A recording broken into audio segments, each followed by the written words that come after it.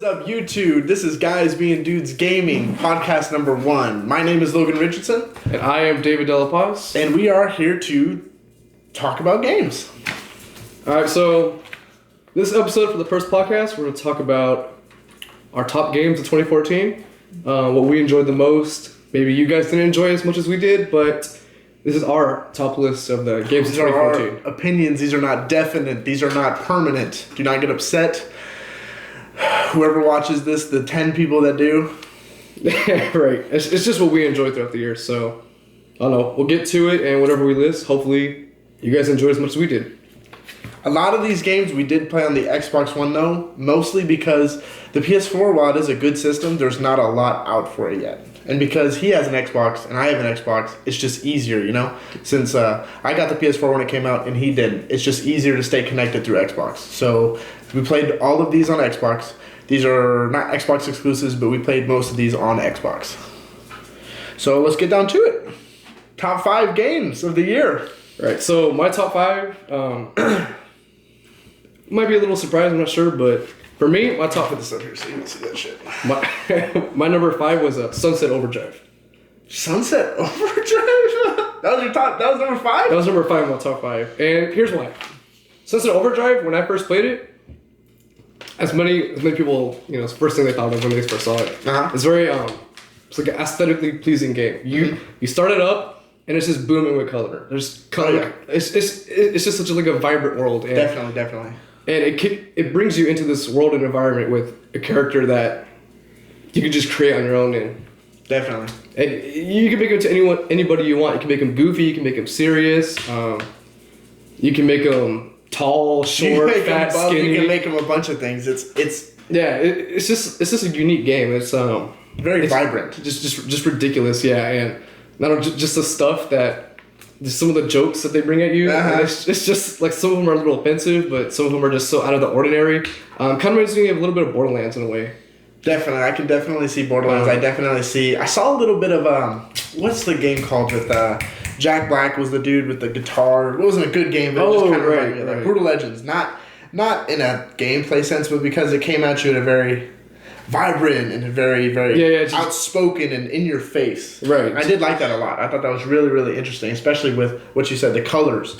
I mean, it punches you in the face with colors. Orange, lots of green, lots of blue, lots of just very, very bright colors. Right. And you know, and also another thing I like about that Sunset Overdrive is that it's a game that's not trying to be like any other game. It's a game by itself. Exactly. It's not, you know, as Titanfall. It's a great game, for example, but a lot of people connect to Titanfall to Call of Duty. It tried to be it's just because it's an FPS. It's a run and gun. Right. It's got mechs, but essentially it's a FPS. Right. So Sunset Overdrive, it tried being its own game, and I think they really succeeded in that. Honestly, I haven't not played too much of it. This is one of my games that I'm going to go through and finish and beat, but from what I've played so far, it's definitely a high quality game. Everyone I talked to has loved it. It's Xbox One exclusive, so just like Logan prefaced at the beginning of the podcast, we play most of our games on Xbox One. So if you guys haven't got a chance to play it and you own an Xbox One, I definitely recommend it.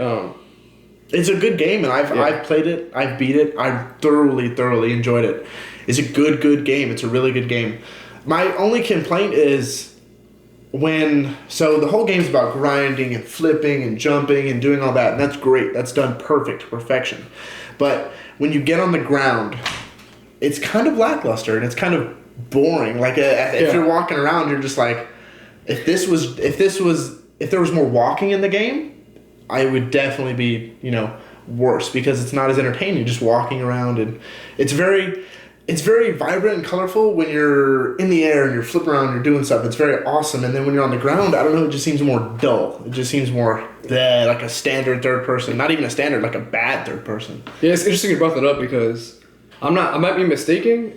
Maybe y'all can correct me if I'm wrong, but I don't believe there's a sprint button in the game. No. And that had annoyed me when I started playing it initially because now the game does provide you with a railing, cable wires. Yeah, and there's a boost. There's a boost on the railing. There's a cable wire, but it's still not. I understand what you're saying by the sprint, like, because again, when you hit the ground, you kind of you're going fast paced. You know, it's fast, and then you hit the ground, and you just kind of stop, and you're just kind of right. So trotting, and it's just yeah. So I mean, if you're not near any ledges, cable wires, railings, then you're kind of essentially fucked. Yeah, I mean, basically, it's not. It's. I mean, the enemies can just destroy you when you're on the ground. You have no chance. Yeah. Yeah, I mean, the ground it's essentially pointless to go on the ground, and that kind of sucks because it's sometimes you just want to walk on the ground and want to enjoy the city a little bit. Right. You would think like in a game like 2014 heading into 2015 there'd be a sprint button in a game. Like I don't see why. Yeah, I don't. Any game would not have a sprint button, for a specific reason. But this game, there's no sprint button. Yeah. Yeah. It's just. I mean, maybe I could see the point because they didn't want people to be sprinting everywhere instead of grinding because it was really a lot of the marketing of this game was going on grinding and you're supposed to be killing with style. Definitely. So I'm guessing maybe I can see why that's why they took out a sprint button because they want you to be grinding and killing monsters while you're grinding. But yeah, it felt like it feels forced almost. It feels, and that's that's the whole point of the game is grinding, and it's just awesome, killing with style, killing with style. But it's in the sprint button, and it's a knock because as soon as you hit the ground, you lose all momentum, you lose everything, and it's just kind of it's an unnecessary break. Instead of hitting the ground and maybe there's a sprint action or maybe a sliding where you can slide all over the city, there was just, as soon as you hit the ground, it's a break in the action, and it's, if you hit the ground, there's enemies, you're swarmed and you're fucked, basically. I mean, I don't like that, and I don't understand why they didn't do something with that. Right. So you hear that, game developers? If you're watching this, anytime in the future, have sprint in your game. It's a good game, though. Thumbs up. Heard it first here. No, but that's just a minor flaw, and very minor. Yeah, but overall, it's a great game. Great game. Lots of interesting weapons. Lots of great dialogue. Your character, the main character's kind of an asshole. You haven't played. Yeah. You've played enough to realize that he's a douche. Yeah. But later in the game, I mean, he's just a big asshole. And of course, he comes around in the end, and he's kind of like, oh, I guess I'll be the hero. But I think I thought that was really funny how this main character is just kind of like, ugh. Like, he knows he's playing a video game and he knows he has to just help these people because he's going to get something in the end. So, yeah, it's funny watching him do it for his own selfish reasons instead of, just being the hero. I like that. I like that a lot. Yeah, good game. That's my number 5. So that was not on my list, even though it was a great game. Again, I did complete it. You played it and beat it. I did play it. I did beat it. I really liked it, but it was not on my list just because this had a lot of good games and a lot of games that I didn't see coming that would be good. Like a couple games on my list I knew were going to be good, but they really, when I played them and I beat them, I really loved the entire experience with that game. These games on my list. And my number 5 would be South Park Stick of Truth. Wow. South Park Stick of Truth. That's a good one. It's a hell of a game. Yeah. That game is not shy of offending anyone, any gender, race, ethnicity. That game just like a TV show. No boundaries. No boundaries. And it's funny because I wasn't a huge South Park fan before the Stick of Truth. Right. And then I saw the Stick of Truth coming out and I'm hearing good things about it. And then I'm like, you know what? Hulu. And they got Hulu. Hulu has all of it. They got all the seasons. So I'm just binge watching it and realizing that this is a really great show, a really funny show, but I didn't understand how they could make it into a good RPG game, much less a great RPG game. And you're playing it and you're starting off and Cartman's being an asshole and you're I forgot, what does he call you? Douchebag? Sir Douchebag? Sir Douchebag, that's what he calls you. You start off, you're Sir Douchebag and you're just doing these dumbass kids. They're battling in the backyard and just doing stupid stuff throughout the game, and it's just really, it's not stupid to the point where it's like this is dumb writing. It's really it's clever, crude writing where it's really it's just writing where it throws you in and it's basically just telling you, hey, this is South Park. You've seen the show. Show the same thing as the game.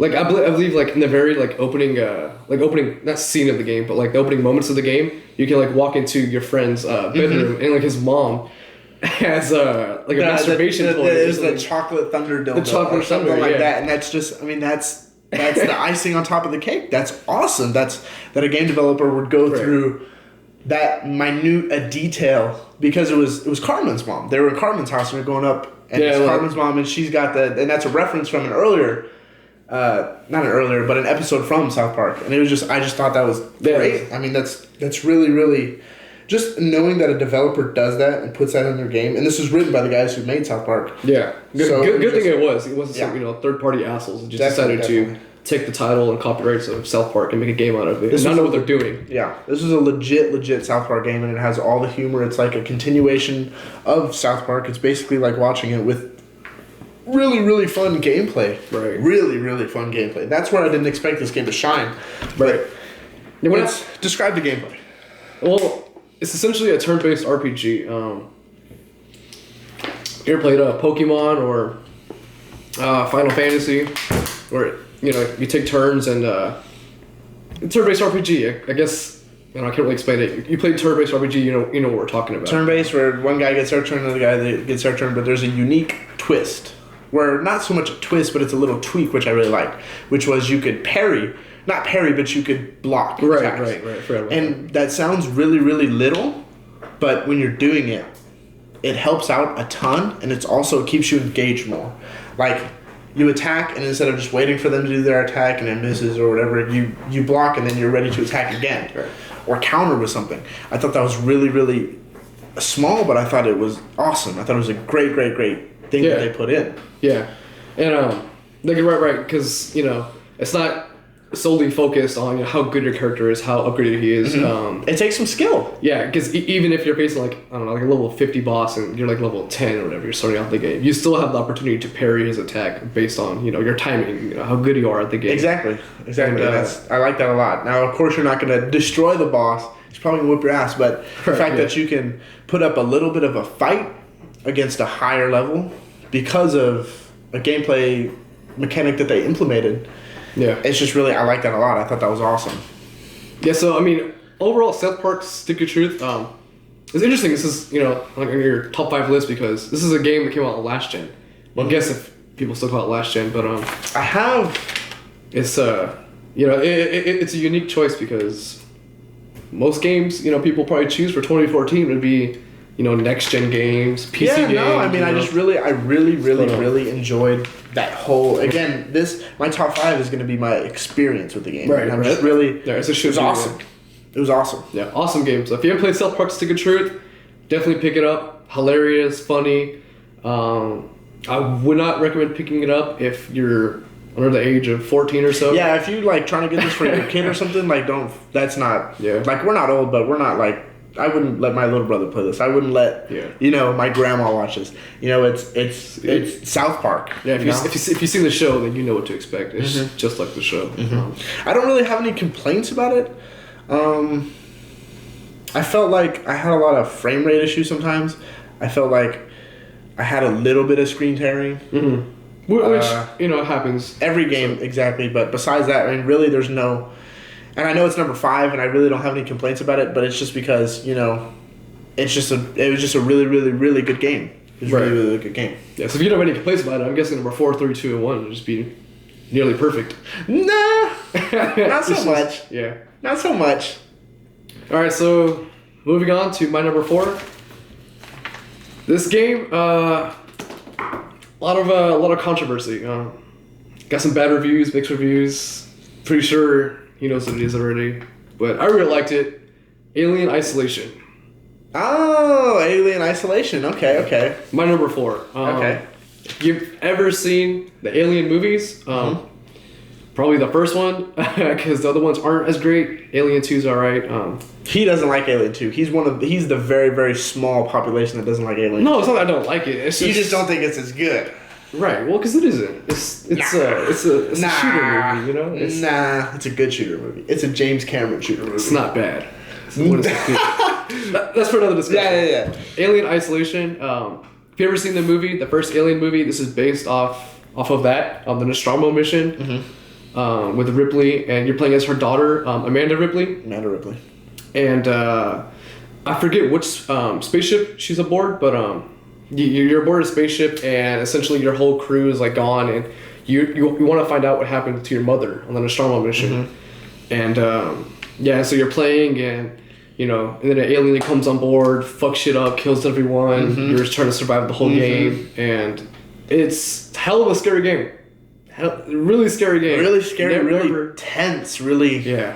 It's tense as heart pounding. Really, like if you got heart conditions, don't fuck around with this game. 'Cause Yeah, you'll definitely. die. Like for real. Yeah, that game was definitely scary, and I would say it was scarier than Outlast. It wasn't to me. It wasn't as because Outlast to me was very jump scare, where it was like, oh, you've got something really, really creepy and nasty looking that's gonna Yeah. it's gonna pop out, it's gonna scare you. Real eerie and stuff. Or you're just gonna Twisted. you have your little camera with a tiny bit of light, and you're just looking around and you see a guy fucking pop up and just rah. That's what I felt like Outlast was. Now I liked Outlast, but I feel like Alien did a much better job with the tension, Right. with the alien being smart enough to just change direction, to know where you are, all the time. Not know where you are, but know your area. Right. Just whatever, smell you or whatever it does. But I thought the tension was just so much higher in that game because Right, because the alien is like the AI they have in that smart. game. He's very smart. Very And smart. It's one thing the developer brought up when they were being interviewed before the game got released was that of how smart the AI was in that game. Very smart. Then that's what creates the tension because it's not scripted.